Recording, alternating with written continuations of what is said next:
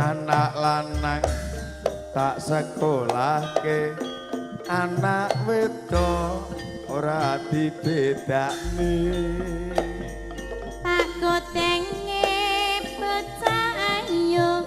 aja mung pijer nesu yen dituturi sibuk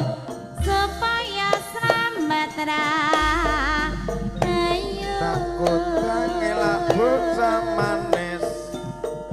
aja mung pijer nangis dadi dik bocah sing wasis pinter maca pinter nulis kene abang kono ya abang kadang ngejati kene sayang kono ya sayang sing tak sayang kok ora ngerti sepuro intan lah momot kayu bali ngulon kari gerbonge wedak pupur marai ayu ilang pupure ketok ayune kaya ngene rasane nongko saka dasane pedal kaya ngene nandang rino wengi ora bisa ditinggal sik kok ungkal ora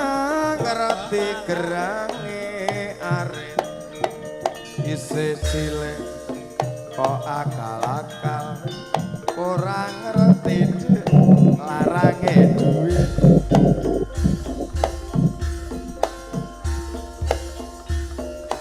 iya mas iya mas selembara godhong karo watone sabar narima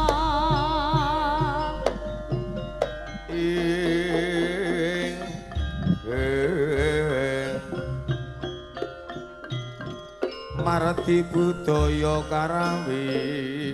tane